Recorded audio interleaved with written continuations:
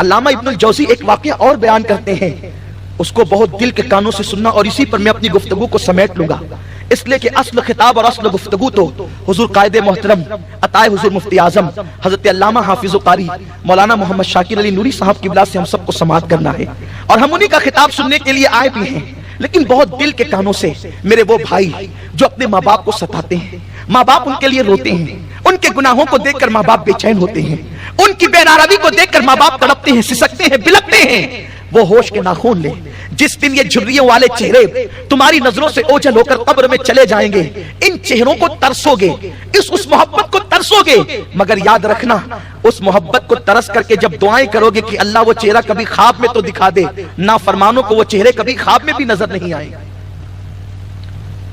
آج اللہ نے موقع دیا ہے، ماں باپ موجود ہے، انہیں راضی کر لو۔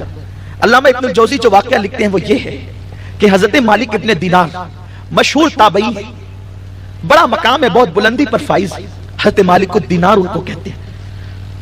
اکابر صوفیاء میں جن کا تذکرہ آتا ہے، آپ حج کے لیے تشریف لے گئے تو دیکھ رہے تھے کہ عمرہ کرنے والوں کی کثرت، حج کرنے والوں کا ہجوم، بہت دل خوش ہو رہا تھا، لاکھوں کی تعداد میں لوگ پروانہ وار کعبے کے ارد گرد گھوم رہے تھے۔ مالک الدینار نے ہاتھ اٹھائے، عرض کی میرے قریب، میں آج تجھ سے دو چیزیں مانگنا چاہتا ہوں، ایک یہ کہ تو مجھے بتا کہ تو نے کس کا حج قبول کیا، اور یہ بھی بتا دے کہ وہ کم بخت کون ہے جس کا حج تو نے رد کر دے۔ حضرت مالک ابن دینار کہتے ہیں کہ میں سویا تو جس کا حج مقبول تھا وہ بتا دیا گیا، دوسری رات سویا تو پتا چلا کہ ابن ہارون بلخی نام کا ایک شخص ہے، اللہ نے اس کے حج کو رد کر دیا، اس کے حج کو لوٹا دیا، اس کے منہ پہ مار دی گئی اس کی محنت۔ خراسان کا تھا، بلخ کا تھا، افغانستان کی سرزمین سے اس کا تعلق تھا۔ مالک الدینار کو ڈھونڈنے میں کوئی مشکل نہ تھی، آپ منی کے میدان میں پہنچے، اور پہنچنے کے بعد آپ نے کہا یہاں خراسانی کہاں ہے؟ تو لوگوں نے نشاندہی کی، کہا کوئی بلخ سے بھی آیا ہے؟ تو کہا کہ ایک بندہ ہے، اتنا نیک ہے وہ بندہ کہ 40 سال سے وہ مسلسل روزے رکھتا ہے، اور ہر رات 40 سال سے وہ مسلسل نمازیں پڑھتا ہے، بلخ میں اس سے نیک ترین کوئی انسان ہے ہی نہیں۔ تو مالک الدینار نے کہا کہ اس کا نام محمد ابن ہارون ہے؟ کہاں وہی بندہ ابن ہارون، اس جیسا نیک پورے خراسان پورے بلخ میں نہیں ہے۔ حضرت مالک ابن دینار کو حیرت ہوئی، قدرت کہتی ہے کہ ہم نے اس کا حج اس کے منہ پہ پھینک دیا، رد کر دیا، اور یہاں اس کی نیکیوں کے لوگ چرچے کر رہے ہیں، اس کے تقوی اور پرہیزگاری کے لوگ چرچے کر رہے ہیں۔ حضرت مالک ابن دینار کہتے ہیں کہ میں نے پوچھا وہ کہاں ہے؟ تو وہ لوگوں سے الگ تھلگ ایک پہاڑ کے پاس بیٹھا ہوا رو رہا تھا۔ میں جیسے ہی پہنچا وہ اٹھ کر کے کھڑا ہو گیا، اور اس نے کہا اے شخص، ضرور تو کوئی خواب دیکھ کر میرے پاس آ رہا ہے، اور کوئی خواب تجھے مجھ تک لایا ہے۔ حضرت مالک ابن دینار تھوڑے سے پریشان ہوئے کہ ابھی میں نے اس کو اپنے دل کی کیفیت بتائی بھی نہیں، اور یہ کہتا ہے کہ کوئی خواب تجھے مجھ تک لا رہا ہے، کوئی خواب دیکھ کر کے تو آ رہا ہے۔ میں نے کہا اے اللہ کے بندے، اے اللہ کے بندے، تجھے کیسے پتا چلا کہ میں خواب دیکھ رہا ہوں؟ کہا یہ واقعہ میرے ساتھ آج کا نہیں، یہ 40 سال سے ہر سال کا ہے۔ اب بتا تو نے کیا خواب دیکھا، اللہ نے تجھے کیا حکم دیا، وہ بیان کر۔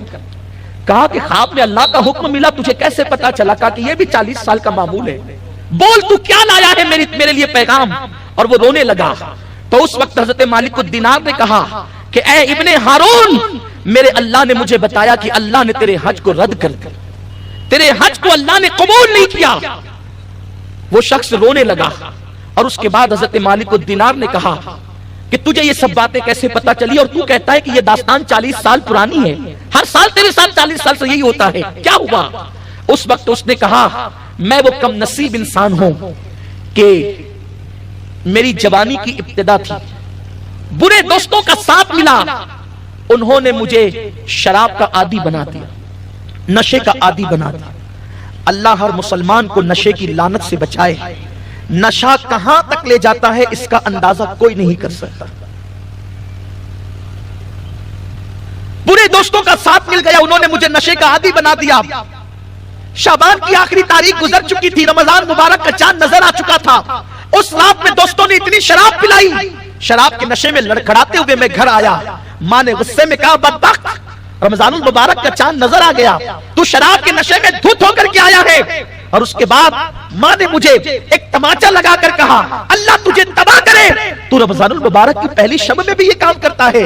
उसने कहा, मैं नशे में था, मुझे गुस्सा आया, मैंने जब माँ का तमाचा खाया और मैंने माँ से सुना कि अल्लाह तुझे तबाह करे, तंदूर जल रहा था, मैंने अपनी माँ को मारा और उठा करके तंदूर में फेंक दिया। जब मैंने अपनी माँ को तंदूर में फेंक दिया, वो जलते हुए तंदूर में मेरी माँ जल गई। नशे में था, मेरी बीवी ने मुझे उठा करके बिस्तर की तरफ फेंक दिया, माँ तो जलती रही। आधी रात के बाद जब मेरा नशे की हालत खत्म हो गई तो मैंने अपनी बीवी को पुकारा, बीवी ने करारे लहजे में जवाब दिया और उसने मुझे बहुत सारी जली कटी सुनाई। मैंने कहा, आज से पहले भी तो शराब पिया और वफादार बीवी, आज से पहले तूने कभी ये बातें नहीं कही, आज तू ये बातें क्यों कहती है? उसने कहा, बदबख्त, तू माँ का न हुआ तो किसका होगा, तूने अपनी माँ को जला डाला, देख तो सही। जब मैंने अपनी माँ को देखा तो मेरी माँ बड़ी हुई थी और मरी हुई थी, जली हुई रोटी की तरह उसका जिस्म हो चुका था। चूंकि ये सब काम मैंने नशे में किया था, नशे में करे या कैसे करे, जब चिड़िया चुग गई खेत, अब पछताने से क्या हो सकता है। माँ जा चुकी है, माँ आलमे जावेदानी की तरफ, आलमे फानी से रुखसत हो चुकी है। मुझे बहुत एहसास हुआ मैंने अपनी जिंदगी की बहुत बड़ी गलती की। गलतियों का भी मेयार होता है, उसकी भी किस्में होती है। कुछ गलतियां फौरन माफ हो जाती है, कुछ गलतियों की माफी के लिए बहुत पापड़ बेलने पड़ते हैं। वो शख्स कहता है, मैंने अपनी मां के कत्ल के जुर्म में अपने आप को यह सजा दी कि मैंने अपने बाएं हाथ में कुल्हाड़ी ली और अपना दायां हाथ काट दिया, कि जिस हाथ से मैंने अपनी मां को कत्ल किया है, ये हाथ मेरे सीने से मुंसलिक रहने के काबिल नहीं है, और मैंने हाथ काट करके फेंक दिया। और फिर मैंने अपनी हसली से अपने एक हाथ को उसको बांध दिया, अपने पैर को बांध दिया। 40 साल से जंजीर में बाबंद होकर इसी तरह फिर रहा हूं, और उस दिन के बाद से इतनी तौबा की, हर दिन तौबा करता हूं, हर दिन अल्लाह से माफी मांगता हूं, हर दिन इस्तिग़फ़ार करता हूं। उसके बाद से मैंने कभी रोजे को तर्क नहीं किया।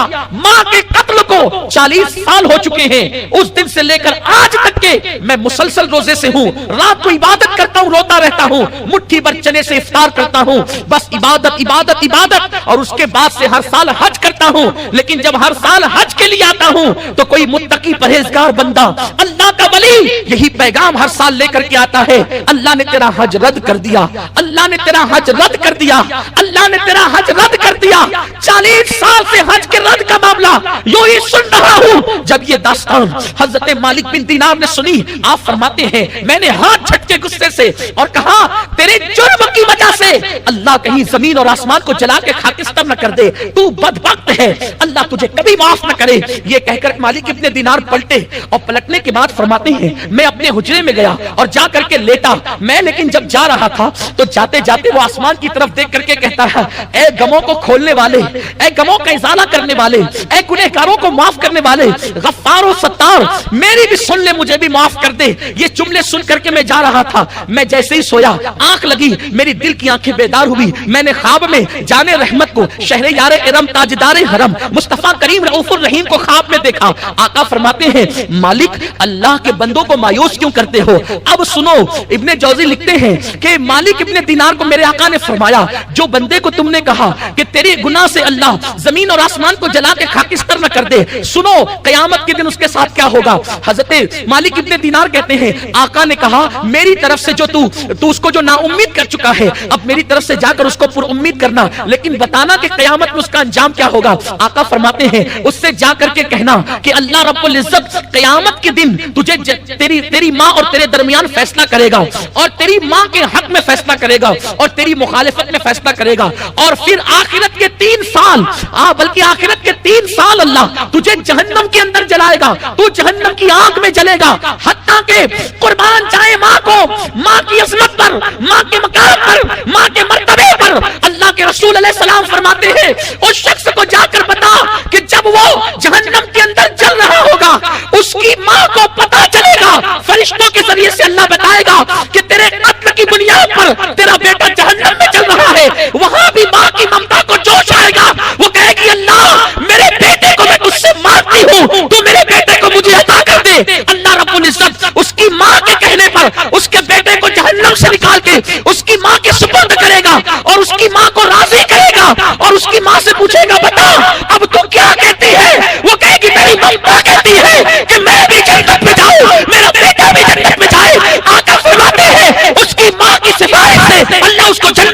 فرما دے.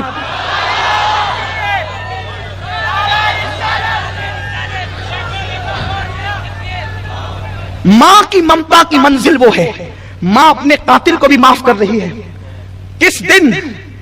کس دن جسے قیامت کا دن کہتے ہیں. لیکن آج ہم نے سب سے پیار کیا ہے، سب سے محبت کی ہے، ان ماں باپ سے محبت نہیں کی جن کی محبت بے لوث، جن کے رشتوں میں تطہیر ہے، جن کے رشتوں میں ریا نہیں ہے. میرے پیارے آقا صلی اللہ علیہ وسلم کے پیارے دیوانوں، جتنے پیسے ہم کھیل کود میں، جتنے پیسے ہم ناجائز حرام کاموں میں خرچ کر دیتے ہیں، اگر وہ رقم ہم اپنے ماں باپ پہ خرچ کریں. اللہ کے حبیب صلی اللہ علیہ وآلہ وسلم فرماتے ہیں کہ جو بندہ اپنے ماں باپ کو خوش کرتا ہے، اللہ تعالیٰ اس کے لیے جنت کے دونوں دروازوں کو کھول دیتے. ماں باپ کی خوشی سے جنت کے دونوں دروازے کھل جاتے ہیں، اور ماں باپ کی ناراضگی سے جنت کے دروازے بند ہو جاتے ہیں. فرمایا اگر ایک کو خوش کیا، آقا فرماتے ہیں ایک کو خوش کیا تو ایک دروازہ کھلتا ہے، ایک نہیں کھلتا. کبھی کبھی ایسا بھی ہوتا ہے کہ باپ کے ہاتھ میں خرچہ ہے اور گھر میں باپ کی چلتی ہے، تو سارے بچے باپ کے آگے پیچھے گھومتے، ماں کو اہمیت نہیں دیتے.